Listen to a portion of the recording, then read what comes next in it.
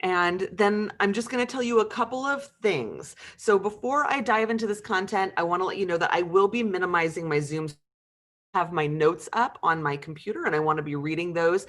So if you're trying to ask me a question or say something to me, I'm probably not going to be able to see you. I would encourage you for this sort of more lecture portion of the time to keep your microphone muted. And that way I can just get through a bunch of content, and then I will happily answer questions. I will leave time for Q&A at the end. Don't you be worried. However, if you don't want to try to hold your question in your head, you can put it in the chat. And I won't be reading the chat while I do sort of the more lecture-y portion, but I will come back to the chat afterwards and review it for questions. So if you don't want to try to hold your question in your head, go ahead and put it in chat. Again, okay, I see that, Morgan. I'll try to get through as much as possible.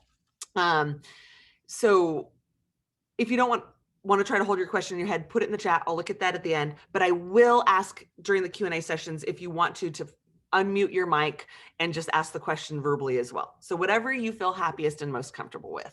So I'm going to minimize you now. So now I won't be able to see all of you. I just want to give you that heads up and dive in. So I am really happy to see all of you. Seeing you warms my heart. And a lot of you, I was so used to seeing in person in the spring, and then hashtag I blame COVID.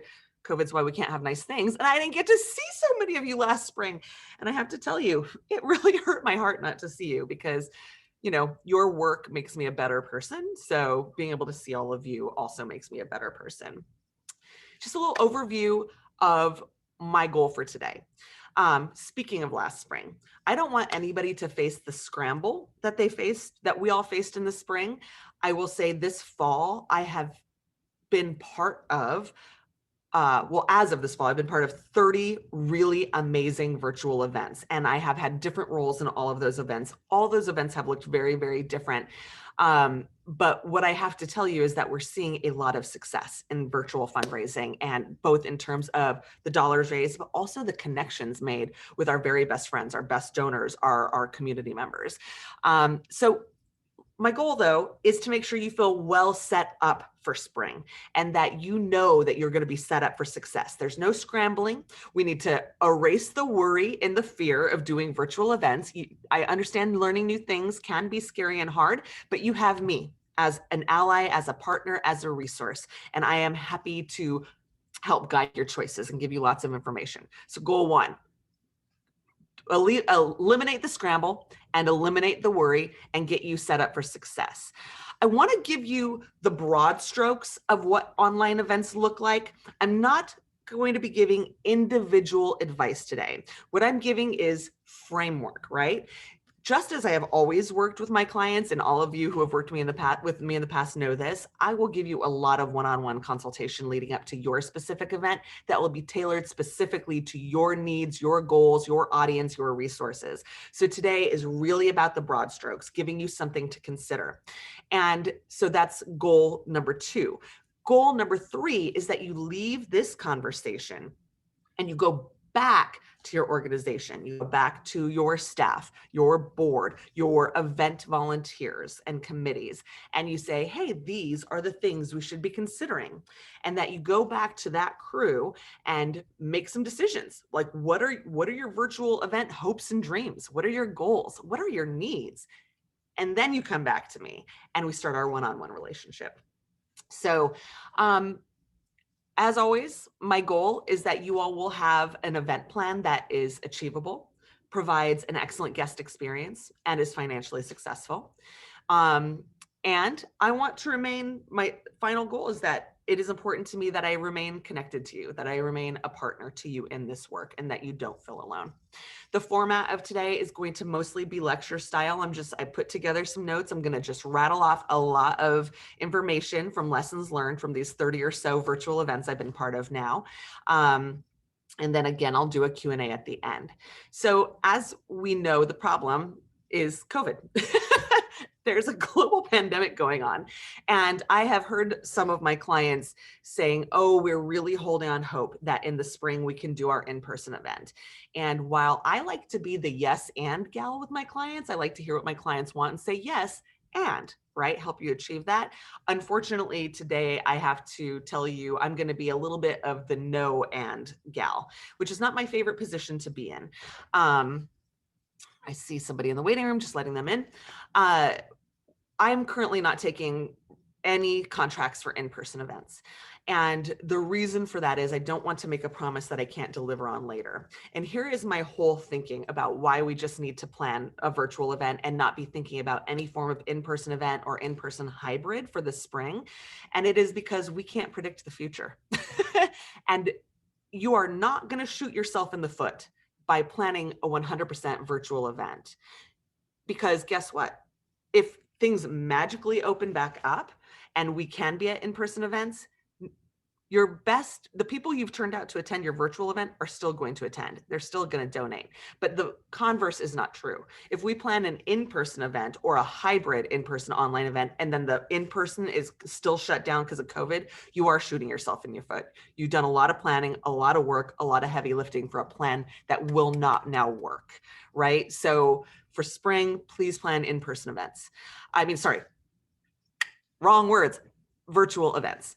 Because my anticipation, given that all the news is saying we're going to have a spike again this winter, is that in spring, we're still going to be cleaning up the mess of that spike in COVID cases. And I don't want to be part of the problem. I want to be part of the solution. And because you all are really loving, caring, strategic nonprofits, I'm assuming that your motives are the same there. So, but the thing I want to tell you is actually the pivot to virtual events is really refreshing. And again, I've heard a lot of my clients feel afraid of the pivot, but I want to tell you the reasons why it's really refreshing. This is a chance for us to re-envision how we do our events. A lot of the way we've done in-person events has to do with muscle memory, right? We did it last year and it worked last year. So we're going to build upon that. And then the following year, we're going to build upon that. And so we kind of have, I think, fallen into some cookie cutter ruts sometimes. We're like, we know it works. It's a heavy lift. Let's continue to rinse, wash, and repeat. Well, this is a beautiful opportunity for us to rethink how and why we do things and rethink the values that underlie those things. So we have some real equity opportunities here. We get to really truly think about who we're bringing in the room, how we're bringing in the room, and what that story that tells about our organization. So if we have been wanting for a long time to democratize our events, meaning bringing in people of various income levels, we have a beautiful opportunity to do this in the virtual world.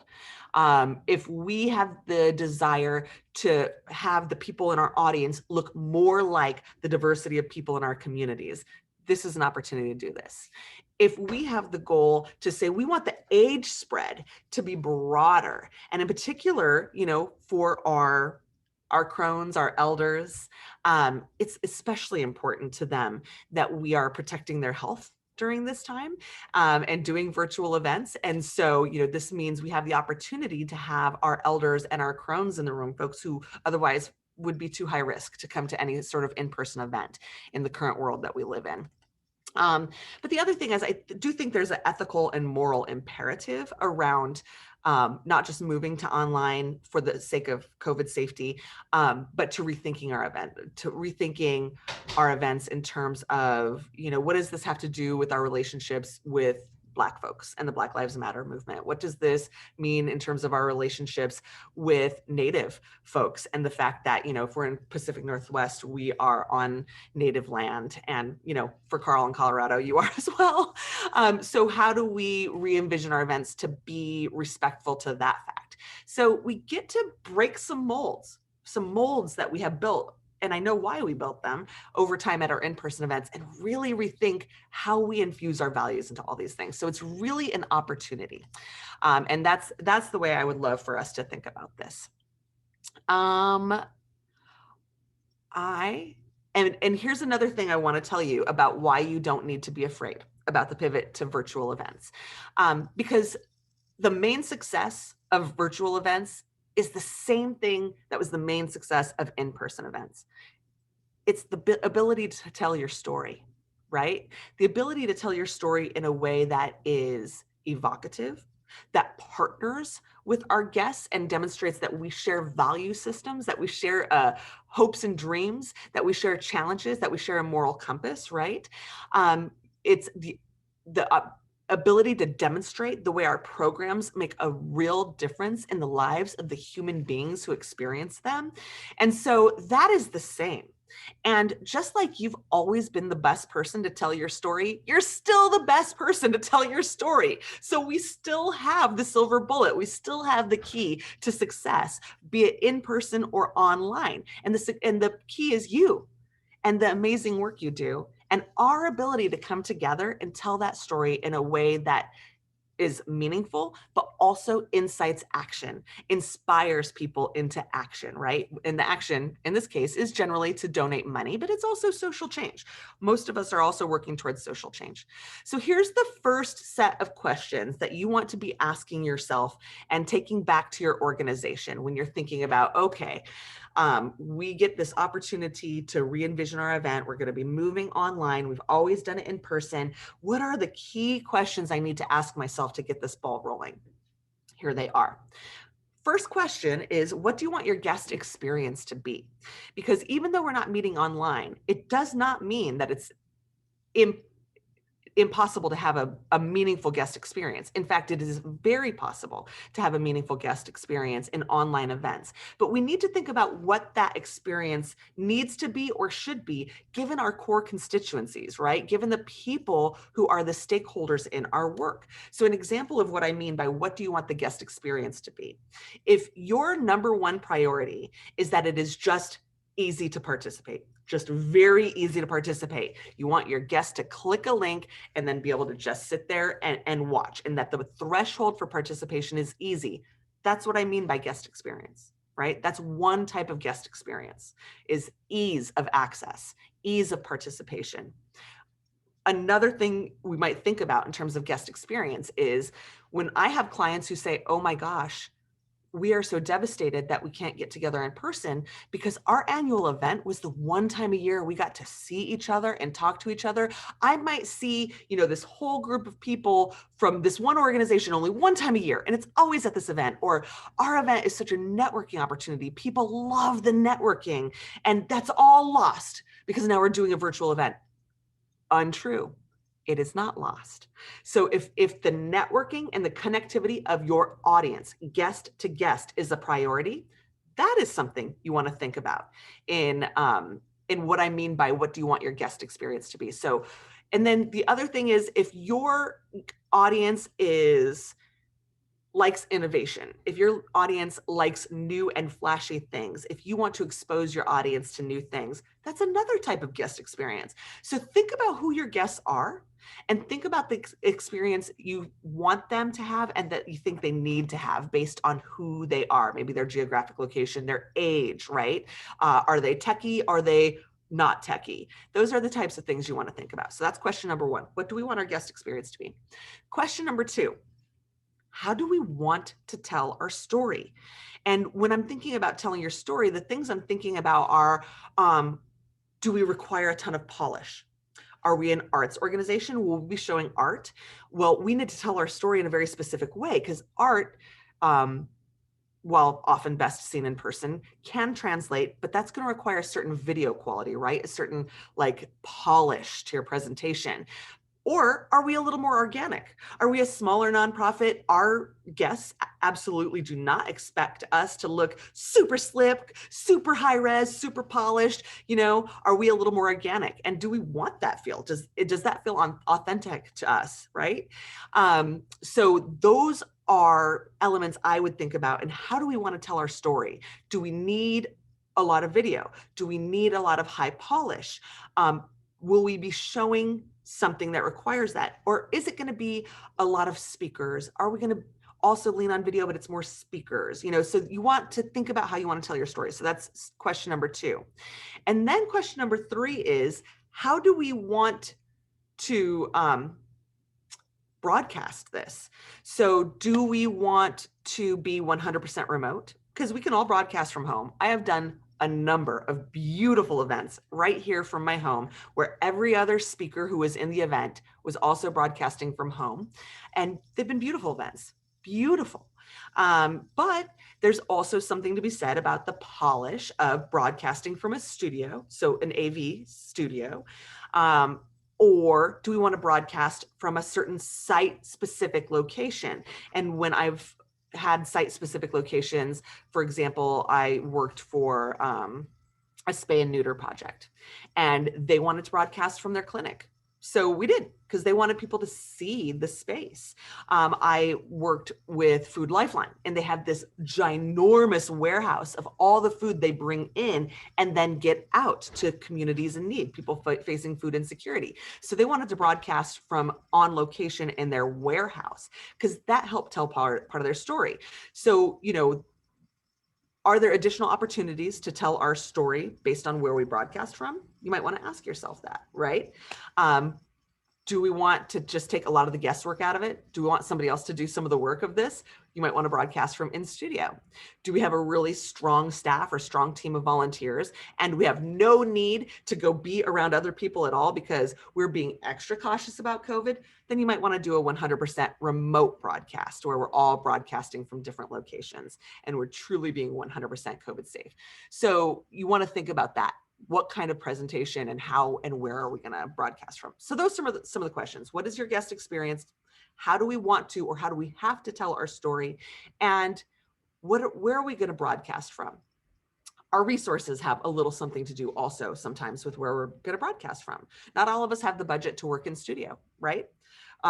Working in studio can be less expensive, I think, than you might anticipate, but not all of us have the budget for it, and that's okay. We can figure out other ways. If we're a school, would broadcasting from the school gymnasium be super awesome, or the auditorium, or a classroom?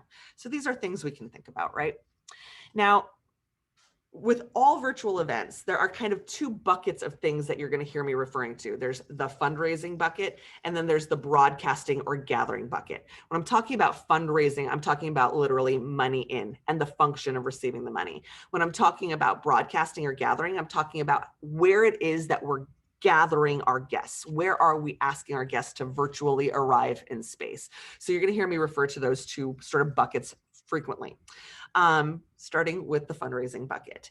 There are various formats for fundraising events, and I'm going to just refer you all to my YouTube page. If you, I'm going to refer to clients frequently as I go through this next section. And every time I'm referring to a client, it's somebody that you can see on my YouTube page. So just search me. I think I'm Sasha Kuzno Auctioneer on YouTube, and I have a channel. And more specifically, what you're going to want to look for in that channel is the playlists section. If you look at the videos section, you're not going to find any of these that I'm talking about. The videos are just videos that I've uploaded, but the playlist section shows my clients who have pushed their video of their event out to YouTube, and that I have now linked to my page. So again, go to my YouTube page, and for any of these clients that I'm about to reference, I think, again, it's Sasha Kuzno Auctioneer. Maybe it's Sasha Summer Kuzno Auctioneer. Either way, Sasha Kuzno Auctioneer will get you to my channel. And then look for the playlist section. So there are different fundraising formats. And I'm just going to outline a few different types of fundraising formats for virtual events.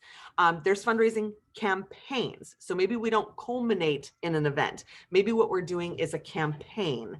And when I refer to a campaign, I'm always referring to assets that are rolled out over a period of time, right? So a good one to look at in my YouTube channel would be Attain Housing. Attain, A-T-T-A-I-N, Attain Housing. So they did a week-long fundraising campaign, and they produced a number of videos that are kind of long if you add them all up, but short when taken in small chewable pieces. And they rolled out those videos over a course of a week or a little more than a week. And those videos each told a different part of their story, but each video begins and ends with an ask. So asking folks to partner with them. So they outline that their fundraising goal, I think their fundraising goal was over 200,000.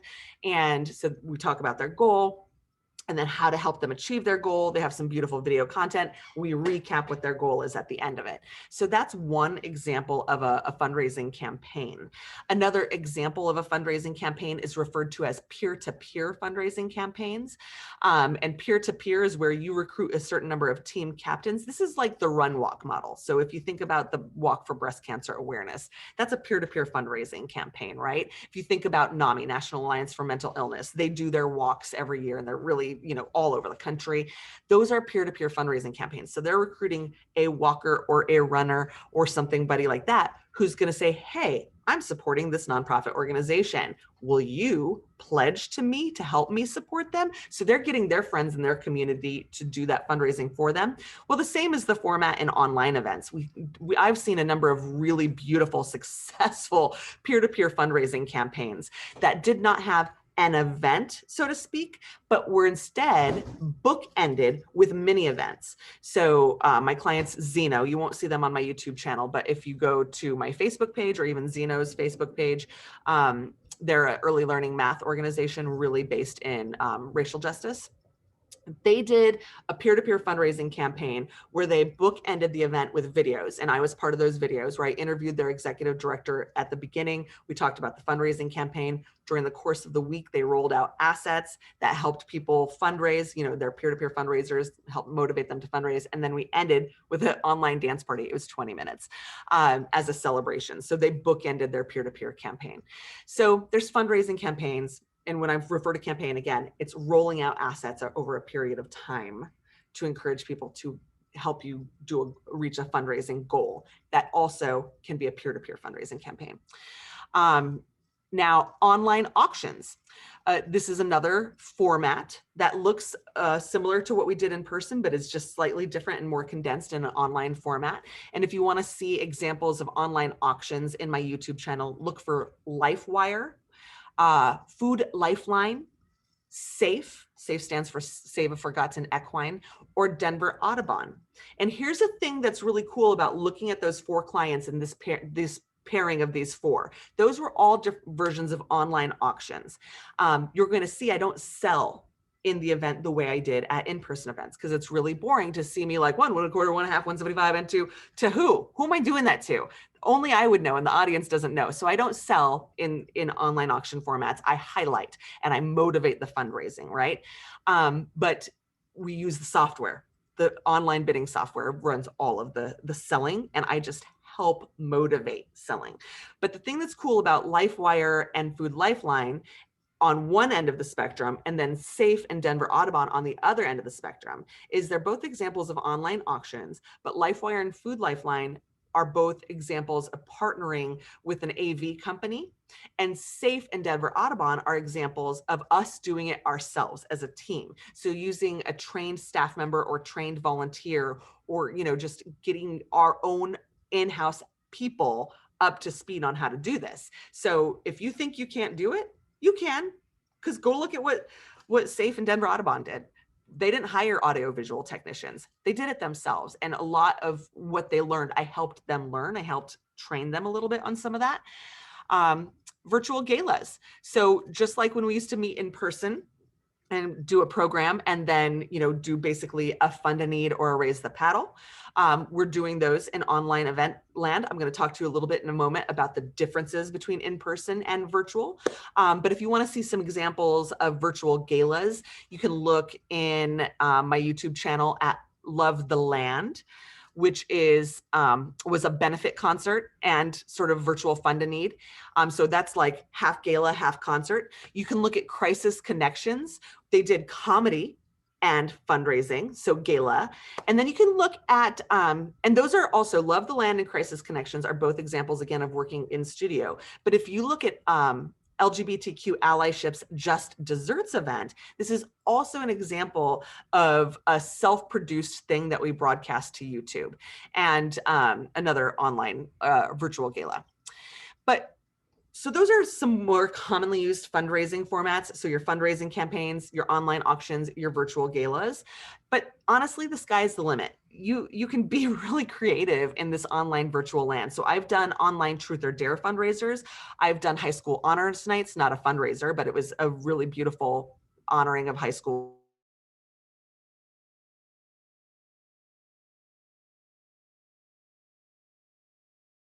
in-person event was, we can find a meaningful translation to pivot it online. So don't be limited by the fundraising concepts I just threw at you. The sky's the limit. Creativity is always important in fundraising. And if you're like Sasha, we used to do Rainbow Twister, and we want to have Twister back. I'm going to find a way to let you have the event you want in a virtual setting. I mean, we won't be touching each other in virtual Twister, but you know what I'm saying? Like, we're going to find a way to be creative and fun and joyful and get you where you want to go with your fundraising vision. Now, so those are your various fundraising formats, right? So the peer-to-peer or the fundraising campaigns, the online auctions, the virtual galas, but there's also various broadcasting formats.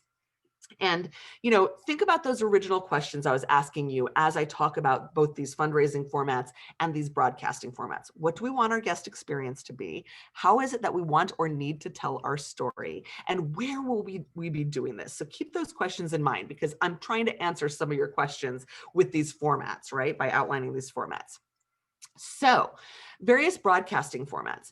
If your goal is to present something a little bit more visually slick, and I know the term slick can often have a negative connotation. I'm not trying to provide a negative connotation there, but if what you want is something well produced looking, then probably what you want to do is more of a broadcast or live stream to something like YouTube, where we have the ability for broadcasting high resolution images and, you know, really beautiful imagery. We can also broadcast to Twitch. I've seen people broadcast to all sorts of things, but YouTube has, I think, the highest quality for high res, beautiful, good imagery. Some people have liked to broadcast to YouTube Facebook as well. And that's great. But if you're going for a visually slick presentation, you're going for more of a live stream or a broadcast to a channel where people are more sitting and watching. The benefit to broadcasting to something like YouTube or Twitch or Facebook, low threshold for participation. We're sending out a link to our guests. Our guests are pretty much just sitting and watching. We can and should engage them in the chat. We do want it to feel a little bit like a dialogue. We need to look for intentional ways to dialogue and get for participation from our guests. But again, if you're saying, we don't have techies in our audience, our people are the opposite of techies, or our people, we have a lot of older people in our audience and we don't think they want to learn new. We shouldn't assume that, by the way. I will say Senior Center of West Seattle held their function in Remo, which I'm going to talk about shortly, and we coached and guided their guests to success. And that was the Senior Center crowd. But if you're saying, yeah, I don't think our crowd wants to try to learn how to engage in new software, YouTube or broadcasting to Twitch or broadcasting just where all you have to do is send out a link, that might be the answer for you. I will say the con is not the most opportunities for connection. We can and should look for opportunities for connection no matter where we broadcast to, and think strategically about how to use the chat to do that. But it's not the most opportunity for connection, because it's more of a us broadcasting to you thing. Guests don't get to really see each other. They can engage each other in the chat, but really the only thing that's being seen is what we're broadcasting. So beautiful. I would say two really good examples of this, one being in studio and one being a little more homegrown, again, would be the Love the Land concert. Very visually slick, very beautifully produced, meaningful, heartfelt, successful fundraiser, but that's just a broadcast. With lots of use of the chat. And then Denver Audubon, we just did a broadcast. We were broadcasting in Zoom webinar, but it was a broadcast. So that's an example of more of a, like, our team did it. We're not hiring an AV technician, or we're not broadcasting from in studio. Okay, if the goal, so sticking with our various broadcasting and gathering formats. So if the goal is connection, if you're like, nope, Sasha can't do it if our attendees can't see each other, then I have some really good news for you, because there's some awesome options out there for that connectivity between the audience. And, you know, Zoom is an option, Zoom meeting. Now, people want to talk about Zoom fatigue. It's real, but I'm saying when we use Zoom for events, it's very different from the way we use Zoom for meetings. You are being a lot more dynamic. You're switching up the visual format frequently. You're going between videos and live speakers. You can use polls as another way to engage people. You can use the chat. I'm not saying Zoom meeting is best in show or best in class, right? For connectivity. I'm saying it's an option, and I've done some fantastic fantastic events in Zoom that were highly successful. I don't have video of them because they were not broadcast to YouTube, but Theater Off Jackson, I helped them build a really beautiful event that in Zoom meeting that was highly successful. And I'm trying to think, we did, Economic Opportunity Institute. We did a really beautiful event for them in Zoom meeting as well. But connectivity, connection, guests seeing each other. Best in class right now, in my opinion, is a software called Remo, R-E-M-O, Remo. Remo allows you to have like a cocktail reception where people can virtually move from table to table and see different guests. And basically when they land themselves at a table in Remo, they're in a small room with anywhere between one other person up to 8 other people.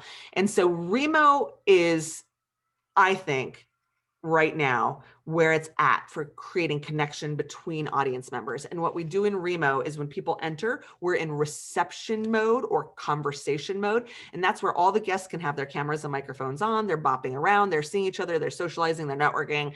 And then we go into broadcast mode. And that becomes more like Zoom webinar or YouTube, because we've taken away the guests' microphones and cameras, and now we're broadcasting whatever live content or video content we want them to see. But Remo is a really good software for audience being able to connect with each other.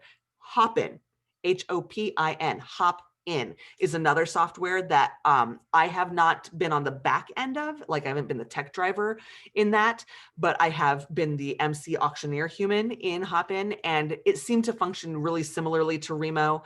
And people seem to be having a really good time. There's also AirMeet. I haven't worked in that software, so I can't tell you from personal experience what it's like, but I've had clients who've worked in Hopin and colleagues who've worked in Hopin, and they really like it. So Remo, Hopin, and AirMeet all give guests the opportunity to see each other and talk to each other. Now, when we're working in one of these softwares, we are typically not working in studio because it would be kind of a waste of money. You can't use, none of these softwares have the ability for the most high resolution imagery. The video is going to be a little compressed. The functionality here is more focused on the connection of audiences, of the audience. So you can absolutely show video. You can absolutely show slides. I'm just saying it's not going to be as high resolution and visually slick as something you're going to see in YouTube. So that would be, I mean, if you're an arts organization, I'm probably not going to suggest this to you. If you have mostly speakers happening in your program or video that isn't requiring super high resolution, super clarity, then this is just fine option. I've done a number of events in Remo in particular, and then Hopin less so, but some, where we got to show great video that was meaningful, poignant, and got us where we needed to go, right? You can hire an AV technician to help navigate these places. I'm not saying AV technicians know them better than we do. They have to learn them just like we do, but you can work with an AV technician. Another con, sort of, is that there is a bit of a learning curve for our guests in this format. So when we're in Remo, Hopin, AirMeet, most people at this point, not all, if you work in the service industry, you don't know anything about Zoom, right? You don't spend your life in Zoom like many of us do. But a lot of our guests at this point know how to use Zoom and are really highly successful in Zoom. But going to new software does require a little bit of a learning curve. So just know that we do need to incorporate some strategies for teaching our guests how to be in this software. It's absolutely doable. I've done it a bunch of times, and there are some really good tried and true strategies for helping our guests learn how to be in the software, but it's a reality that I want to make you aware of. So those are some of our various broadcasting formats. So you've asked your strategic question, what do we want our guest experience to be? How is it that we want or need to tell our story, and what type of broadcast environment will we have? And then you've thought about your fundraising software, how you want to fundraise, your fundraising format, words. Can you all pay me to talk? Is that just a miracle? I don't always talk so well. So you're thinking about your fundraising format. You're thinking about how it is you want to gather or broadcast. And then the next step is picking your softwares. So for virtual events, we're typically working with 2 softwares. One is going to be your fundraising software. The other is going to be your gathering or broadcast software. Now, I'm going to start with fundraising software. There's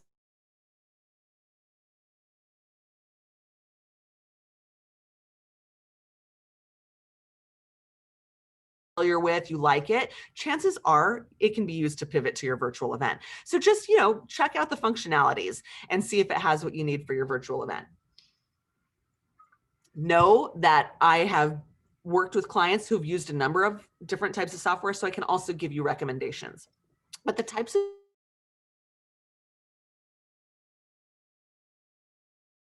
I personally like it when my fundraising software does all the money in. So that means it's dealing with your ticketing, right? Your registration. And also keeping all your guest information in one software to me seems like working smarter, not harder. So I like it when my fundraising software does everything from ticketing to accepting the donations on the night of the event, to if we're selling auction items, to running our auction software, selling our online items. But think about other functionalities you might need too. Do you want it to show a fundraising thermometer or some sort of thing that demonstrates your progress of where we are in fundraising in real time to what our goal is? So do you want that real live display that shows guests where we are? Do you want to do a fund a need? Well, let's think about how used to be called Raise the Paddle. We don't do Raise the Paddles in virtual land. That's something I would talk you through in our one-on-one consultation. It's more of a fund a need, but it's a little bit of a hybrid between just old school check writing events and the Raise the Paddle, because we still do try to set mile markers for folks, let them know the gifts we're hoping to receive. So it's a little bit of a hybrid. But do we want guests to simply click a link to make a donation, or do we want to offer them text to give? So think about the functionalities that you're going to need, right? And then you're going to go look for fundraising software that has those functionalities. Again, I can give you some recommendations. And then,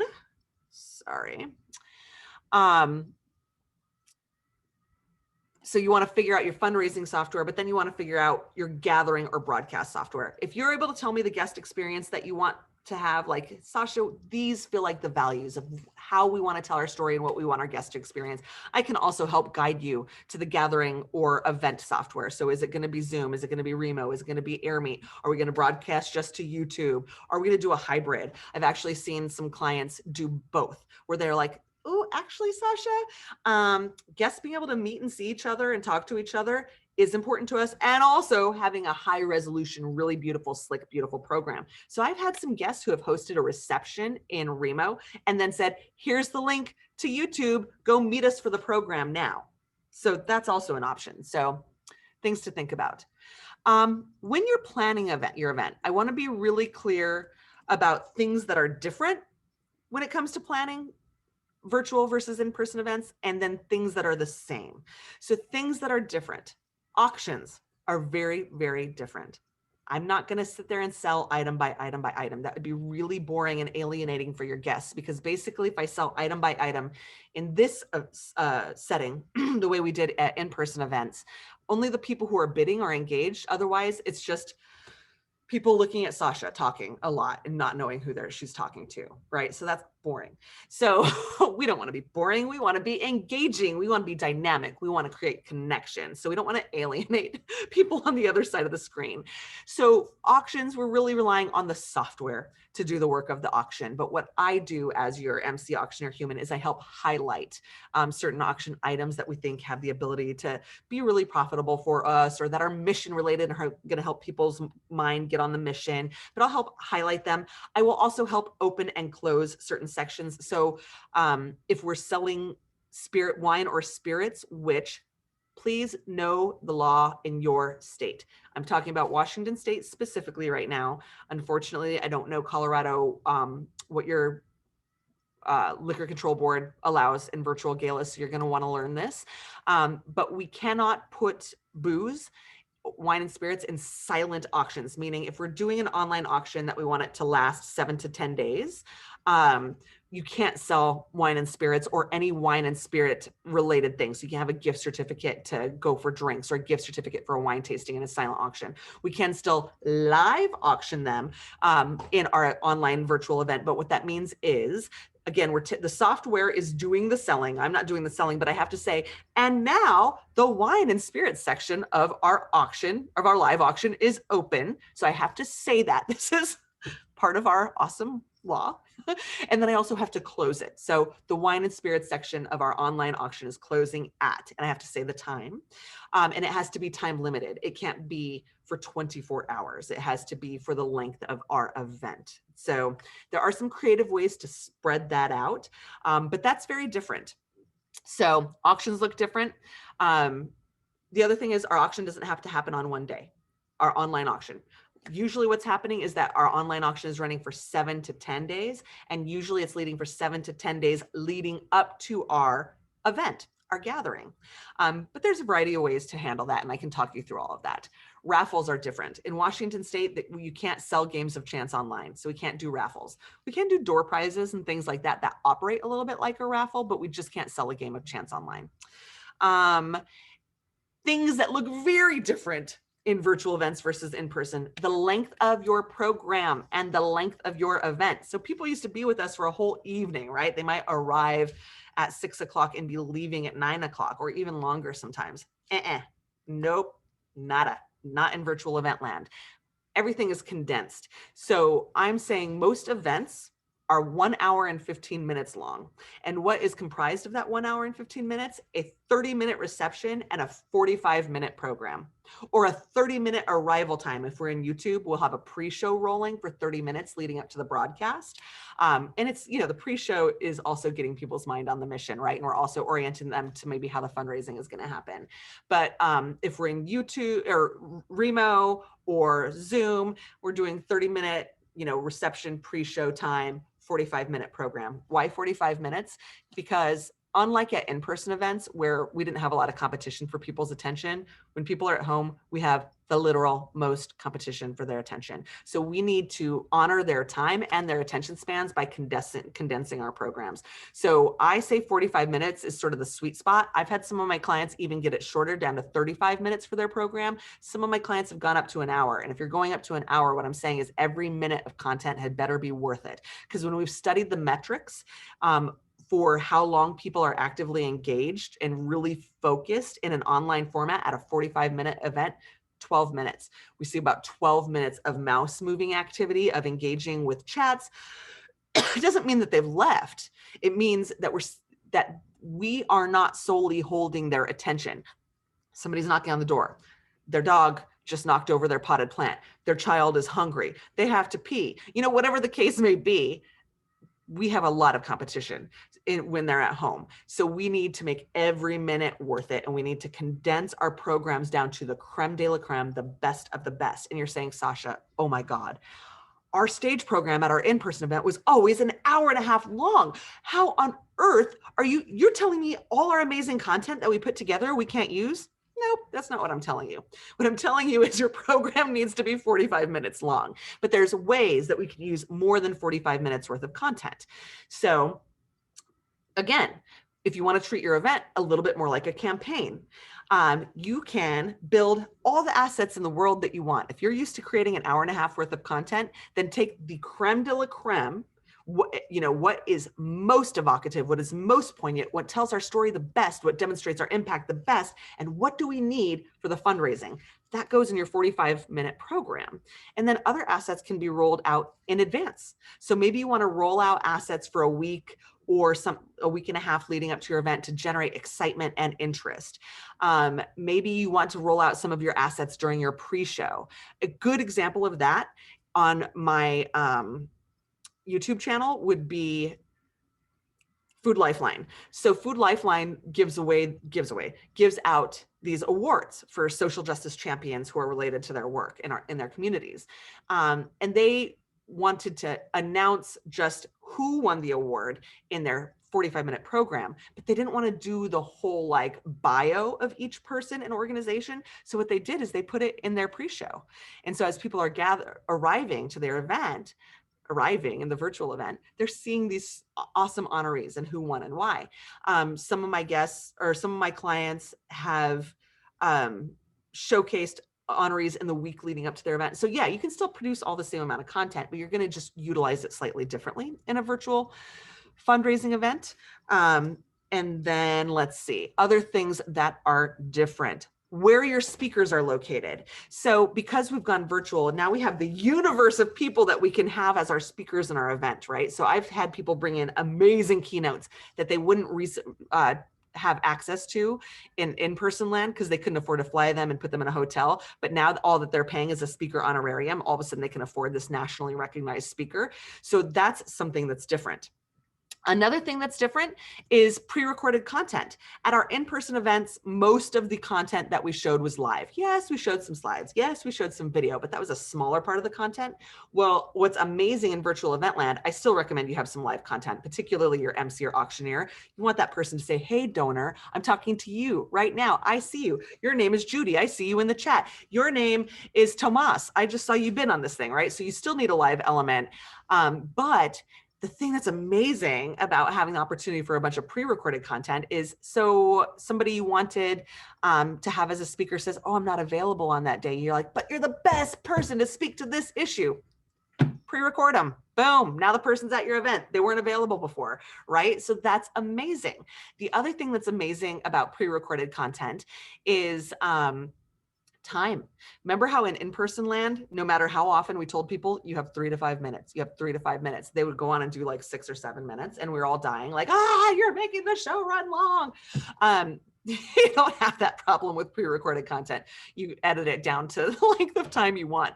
So that's a super amazing thing that is very different in virtual event land. Another thing that's very different, and you're going to want to take note of this, is our fundraising goals and budgets. So most of my clients, and it's going to sound like bad news, but it's actually good news. So stay with me. Most of my clients have downscaled their fundraising goal just a little bit this year to recognize a few things. One is, hey, it's a global pandemic. We're having a little bit of an economy issue right now. So maybe pockets aren't as deep as they've historically been. But 2, there is something to be said for getting people in a room, particularly with auction items and being able to sell live that has meant more money in our auction items, right? There's some sort of kismet or magic that happens there. And then also we are showing attendance numbers have been a little bit down. So we're not getting as high of attendance all of the time. Sometimes we are, but a lot of times we're not. Here's why it's all okay. Here's why I don't want that to be a big party downer for you, is because sure, we might be setting our fundraising goal a little bit lower. Sure, we might have a little bit fewer people in the room, virtual room. Sure, we might not be making as much on our auction items. But here is why my clients are meeting and exceeding their fundraising goals, and why their net, not their gross, but their net is about the same as last year, is because your expenses are down so far. You're spending so much less to produce virtual events than you were to produce in-person events.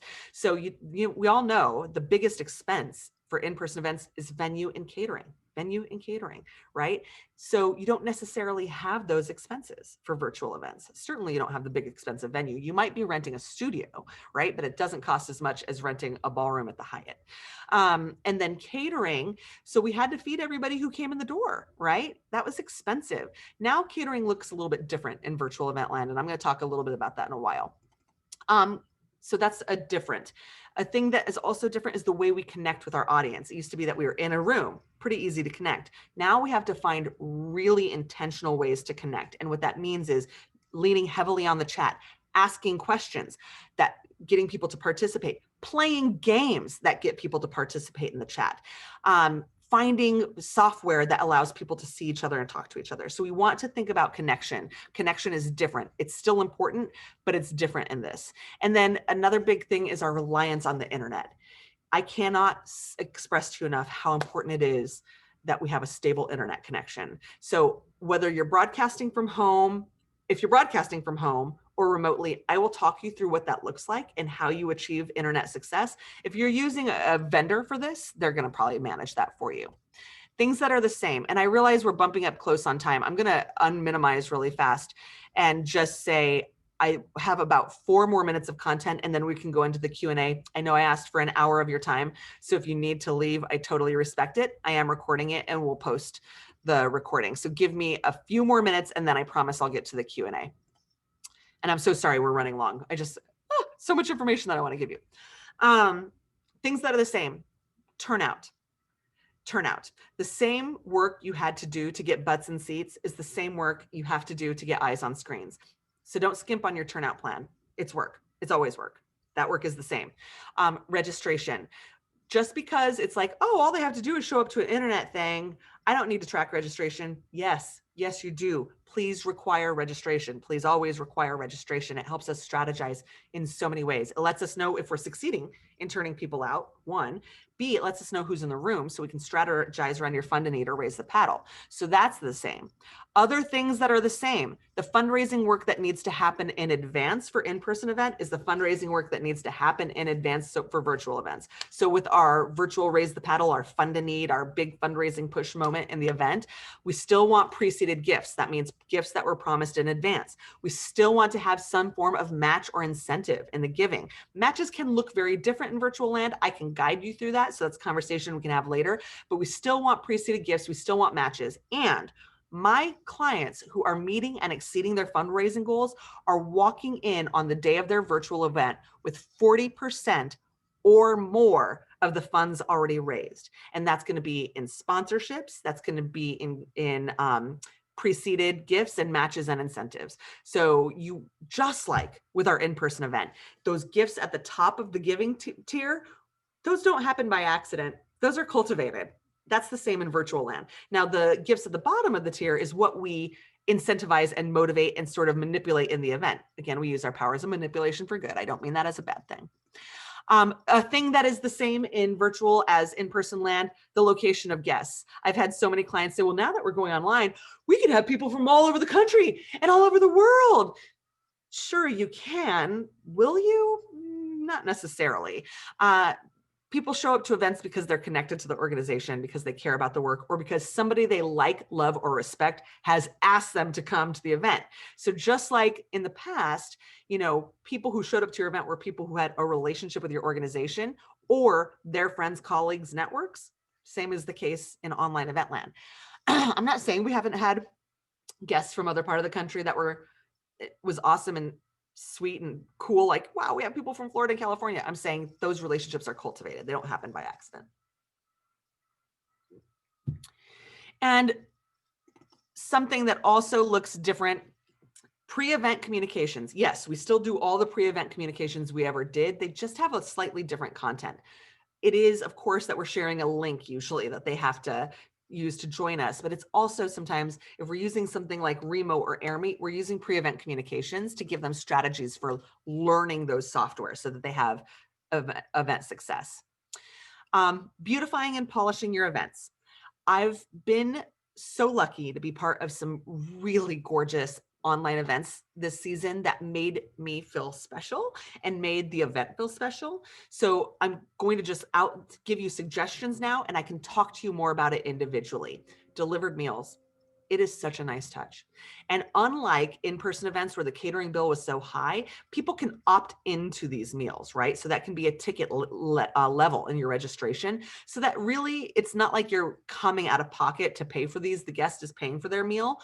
But it is such a lovely touch. They can be thematic. I worked with Q Law Foundation, and their theme was Fan the Flames of Love and Justice. We got pot pies delivered to people, and the pies had a cutout of a flame with edible glitter on it. Signature drinks. They don't have to be cocktails. They can be mocktails that people can add their own spirits to if they want, especially if we're doing something in Remo where people can see, hey, I'm drinking the purple drink too. Oh, you have the purple drink? Sweet. So I love delivered meals. I love a signature drink. Most of the caterers I know in the greater Puget Sound area have pivoted to this model of working. So it's accessible and available to us. I also love when my clients have put together gifts for either all attendees or maybe just their VIP ticket level or maybe their table captains. But, I've had everything from candles to tiaras to what else? Oh God, fans, like all sorts of cute things that were branded to the organization or branded to the theme that just all made it really sweet and fun, made it feel like we were sharing more than just time, but also tactile experience together. So I loved it. And then also along the lines of beautifying, whether you're broadcasting in studio, which makes your visual presentation very pretty, or broadcasting at home, I would think about ways to make the visual presentation pretty. So you can see I have a pipe and drape behind me.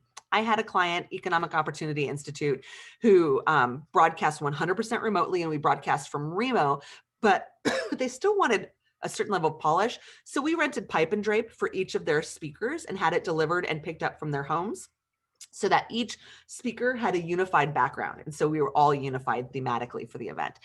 One last thing I'm going to say, and then I will get to the Q&A. Things you want to budget for: fundraising software, you're gathering a broadcast software, an AV technician, or paying a volunteer or staff person to learn how to do the AV. I can help. Again, I can help. If you're going to produce in studio, you want to budget for a studio. Because video is so awesome, you want to budget for producing video. And if you don't have a graphic designer on staff, you want to budget for graphic design assets. You want to budget for your MC or auctioneer. If you hope to have a keynote speaker, somebody awesome from nationally recognized, you want to budget for that. Budget for food delivery, but again, that gets offset by your guests. Your guests opt into that experience. And budget for gifts. But again, that can be offset by what your guests are paying to attend the event. So, because you can do different levels of tickets. And then the last thing you might want to consider, if you just really don't feel that you have the in-house resources to do this, to produce this on your own, even with my guidance, which I'm happy to share event planning timelines. I'm happy to share a sample run of show, ideally in your own, form. Like if you're like, oh, we're going to work in Remo, I can share a Remo run of show. Oh, we're going to work in Zoom, I can share a Zoom run of show. Oh, we're going to work in YouTube. Girl, I got you. I can show you samples of how it's been done successfully by another organization. But if you're like, we just don't have the resources for this lift, consider hiring an event planner. I also work, so my business is Rebel Rouser Events. You all know that. That's who you've written checks to. I also work with Synchronicity Events as an event planner. Synchronicity Events is kind of the star of online event planning right now in the greater Seattle area, but actually Synchronicity Events is serving clients all over the country, because in a virtual setting, they can do that. So we have clients in California, we have clients on the East Coast. So hiring somebody like Synchronicity Events just takes all the worry work out. It doesn't mean you don't still have work to do, but it takes a lot of the guesswork away, and it is more expensive, right? So the standard contract, I think, for Synchronicity Events is around $6,000, but it's really worth it. I mean, Synchronicity Events is doing the best virtual event planning work I'm seeing right now. And I'm not just saying that because I work for them. This isn't nepotism. I'm saying it because it's true. There is another organization or a business I would refer you to also, GFS, G as in Gary, F as in Fred, S as in Sam, GFS Events.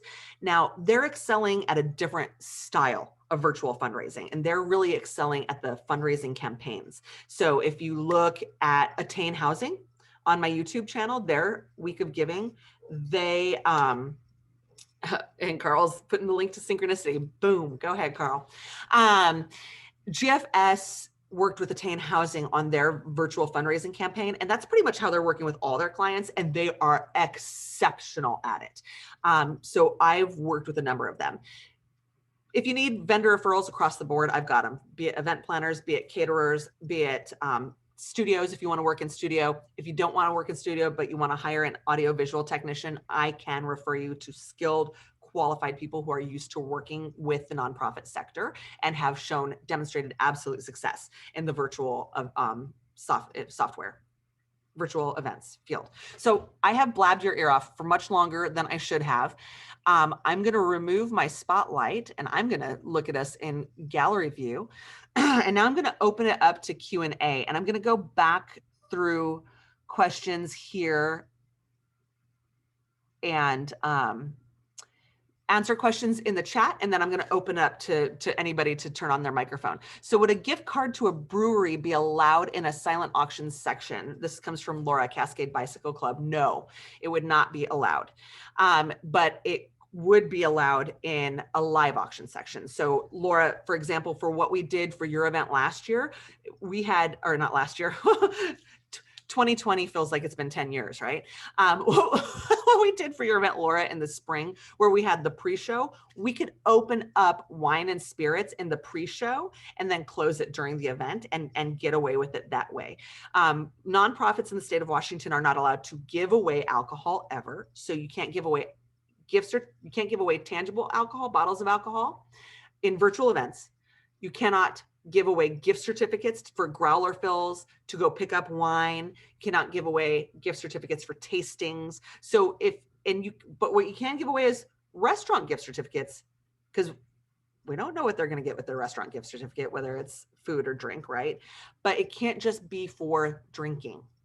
It's against the law in Washington state to do that. So what we would do is we would want to live auction those. But again, we can get creative about how to stretch that time out. So it doesn't just have to be the length of your event, but it can be also your pre-show. And then we want to highlight it. We want to make a big deal out of it. So that would be a way to do that. And then, so that was Laura's question. And then JK, hi JK, so good to see you, friend. We used in-store gift certificate, I cannot believe how much I trip over my tongue. We used in-store gift certificates for our online auction for Cancer Pathways, Mac and Jack baskets. Okay, so, probably you're flying under the radar of the Washington State Cannabis and Liquor Control Board there. I don't know how many of these things they can police, to be honest, but it's my job to tell you what the law is and to never get you in trouble. Because if I ever got you in trouble, that would be the saddest day of my life. So again, I just suggest allowing your auctioneer to verbally open and close any spirit sections. Now, if you're going to do an online auction for 7 to 10 days, you open up everything but the spirits, the wine and spirits section. And then we open up the wine and spirits section in the pre-show and make a big deal of it at the top of the actual show to remind people, hey, if you looked at the auction and you didn't see these things, they're open now. And then we close it verbally on camera. Can you talk about how a dance party works? Heck yeah, I could talk about how a dance party works. Dance party. I have an event planner who likes to be really bossy and put in my run of shows, Sasha dance. I'm like, really? Okay. Okay, so Zeno did the cutest thing ever. And what they did was I have 2 clients who have sort of done this. Now, dance parties wouldn't go terribly long, right? It's going to be a short thing. But Zeno, what we did is we met in Zoom webinar, and we only had certain people show, because I was like, hey, this is what you did for fundraising. Isn't that awesome? Let's show the fundraising. Now let's dance. And then what we did is we took our audience and then gradually allowed them to turn on their camera. And then what you saw is that started with me dancing. It got a few squares bigger, a few squares bigger, a few squares bigger. And we did the dance party for like 20 minutes. We put together a thematic song list, a playlist that was all related to their theme. And we just danced it out. What I did to make my personal environment a little bit more fun is that I put little disco party lights in my environment. And so they were, so like when I started out, I sort of ended up in the middle of everybody's screen, which was kind of cute. And then we had other people do the same, so that the visual interest was also there. So that's how we did a dance party. How are people procuring items to auction? It feels weird asking. Oh, Shelly, this is such an important question. Thank you for asking it. Oh my gosh. I am so happy you asked this question. The number one thing is, I know school auctions are very different from nonprofit auctions, in that at school auctions, we really do rely on the stuff, right? We really, because people already often pay tuition to send their kids to certain schools. And so they're like, I'm a parent, I already paid tuition. Why am I also just going to give a donation? Well, we need to make the case why they should all shows just make a donation. And Shelly and JK, as you know, we absolutely did that for both of your schools. We still made the case. But I'm going to say nonprofits, this is your year to rely on less stuff. We've all, nonprofit organizations, I'm not talking to schools. I'm going to talk to schools in a second. Nonprofit organizations, move away from stuff, please. I've been asking this for years. Less stuff, more mission, more connection to the meaning, the intent, the values. And yes, we can still sell stuff, but I think what I've seen is like, I really, for online auctions, just as I did for in-person auctions, like a highly curated experience. I like items that speak specifically to your audience. Carl, you know what I'm talking about. Carl's with the Denver Audubon. So we have people who love birds. So we get to, and nature, being in nature, being one with nature, supporting and conservation. So with Carl, it's really easy for us, Carl and the Denver Audubon, it's really easy for us to focus on the mission when we're building the types of items that we want to have. For some folks, it's a little more of a challenge. But please, nonprofits, less stuff. If you want to sell stuff, you still can. Please curate the heck out of that experience. And it should be stuff that speaks to your specific audience, that stuff that you know they want, stuff that reflects your mission, and stuff that they can only get because they're participating with your event. So those experiences that you can build based on your organization's work that they just can't get any other way. Schools. You rely on the stuff. I know, I understand, because we're dealing with parents who already often pay tuition to send their children to school. And they're like, yeah, I'll make a gift too, but really we're just going to get the most money by selling stuff. Think about COVID in your procurement plans. And I mean that in a number of ways. Think about which businesses are hurting, and please don't ask them for donations. Restaurants are suffering. Please, let's be mindful about asking them for donations. Artists are struggling, particularly performing artists are struggling. I'm not saying don't ask artists for donations. Please be mindful, or think about paying for the item and them giving you sort of a nonprofit rate. I would like to buy this item for resale at our event. And then maybe the artist, because that's going to feel better to an artist who's struggling in this environment, particularly performing artists whose venues are shut down. So you offer to pay for it. And Zoe, thank you for being here. I'm so happy you were here. But also when I say think about COVID, think about businesses that are booming. There are businesses that are booming during COVID. So meal delivery services, Zoom, anything that helps create a home office, or, like we're all working from home, our kids are learning from home. So think about items that help create that COVID working or learning situation at home. Think about internet companies. Can you get gift certificates to help people increase their bandwidth at home? Can you get gadgets, like can you buy them memberships to Zoom or whatever, that they can have better access to online, whatever. Amazon is thriving. Can we find ways to get donations from Amazon, right? So think about who's thriving in the pandemic and get donations from them. So think about who's suffering, think about who's thriving, and then think about COVID safety. So when we're putting together experiences, I am still seeing packages that are like date nights, but it's all for meal delivery or takeout, or it's building movie nights at home. How do we build beautiful experiences at home that are COVID safe? So build around, think about COVID in terms of who you're asking for donations, think about COVID in terms of the types of experiences you build for your guests, and think about the fact that our lives have all changed so much due to COVID. More gardening is happening than has ever happened. So, you can think creatively about COVID safe at home activities and fun and techie gadgets and equipment and things that are going to make people's lives during the pandemic more enjoyable. So think about that. Oh yeah, think about popular hobbies and outdoors. Yes, I just had a client who auctioned off a RV rental. RV traveling is going crazy right now. So, just think about the world of COVID and then modify what you're procuring based on that. I saw that Heather Hudson from the UW Women's Center. Oh, I love your gala. Are you just thumbs up or down? Are you ever going to do a gala again? We don't know. Okay. Who knows? We don't have crystal balls. We don't have the future. Are live speakers, say program participants, still compelling? Yes. But Heather, I'm glad you asked this question, because our program is condensed, right? We have 45 minutes. And in that 45 minutes, we still need to do the fundraising, which means we need to tell people how they're going to give. We need to introduce them to the software. We need to ask for their gift. We need time for that gift to come in. So the fundraising we need to explain and hold our guests a little bit differently through that experience. And it takes time. It takes time in your program. However, unlike a 15-minute raise the paddle, that giving portion is usually 5 minutes, but we're doing other fundraising moments throughout. So you weave the fundraising, the story of the money, as my friend Alex likes to say, is throughout. But yes, speakers are still important.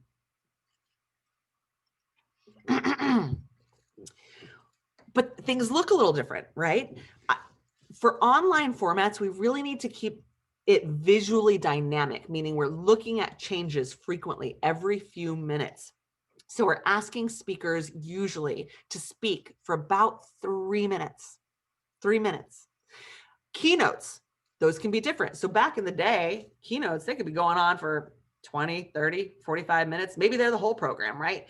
That no, no, not in this format. So a keynote speech is really like 7.5 minutes, right? I did see a keynote conversation so Q Law Foundation, they got 2 nationally recognized, so they're queer law organization, Q, queer law. And so they got 2 nationally known big deal people in the queer and legal advocacy arena. So Chase Strangio, if you're familiar with that name, if you ever watched Democracy Now!, you've seen Chase Strangio, and Imani Rupert Gordon, 2 nationally known speakers, big deal for their audience, right? They did a keynote conversation that lasted 20 minutes, but that was 2 people and a moderator. So it was 3 people doing 20 minutes worth of content, and it worked for them. So I would be cautious about a 20-minute segment of anything in virtual event land, because if you think about 45 minutes, 20 minutes, you've just used 50% of your time. So I'd be cautious about that. We want to think about 3-minute little chewable bits, right? So 3-minute videos, 3-minute speakers, and keynotes can be maybe 7 minutes is what we're thinking about. Did I miss any questions? Anybody have any other questions? Feel free to unmute your mic and ask. No? Okay. So here's my ask, is that when in doubt, reach out. You're not alone. Whether you are hiring me this spring or not, it behooves me to be your best event friend. You know why? I literally care about you. I truly care about you and your organization. Your existence in the world matters to me. Your organization's work in the world helps bring about the social change I want to see, and helps instill the values that I want to see in the world.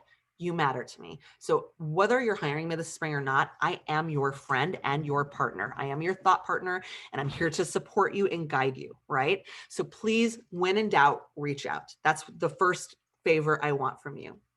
The second favor I want from you is that you will think about your guest experience, what you want your guests to experience, how it is that you want or need to tell your story, and then also your resources in regards to both your financial resources and your human resources, and thinking about what talent you do have in-house or don't have in-house, and how that might lend itself to decisions about where you broadcast and what kind of crew you do or do not hire. So you want to think about these things. You want to go back to your team. I suggest talking to your staff, your board, and any other key stakeholders. Do you have mid to major level donors that you feel really comfortable having transparent conversations with, and say, hey, have you seen virtual events?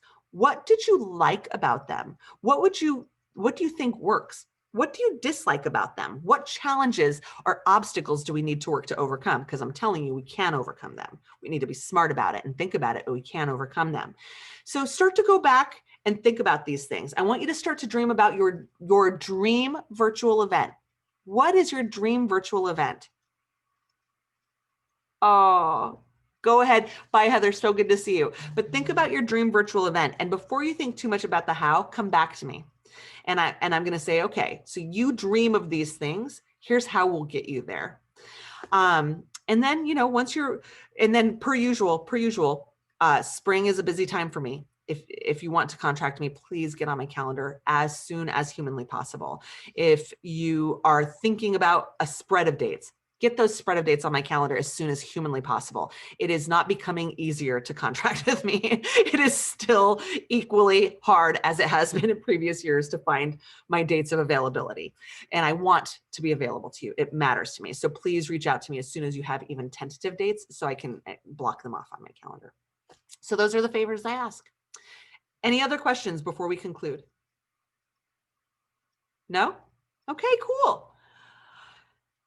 Thank you. Thank you. Thank you for being here. It was really good to spend time with you. I value you and your work so much. And I'm very appreciative of your time. So have a great rest of your morning, everybody. Thank you. Bye-bye. Bye.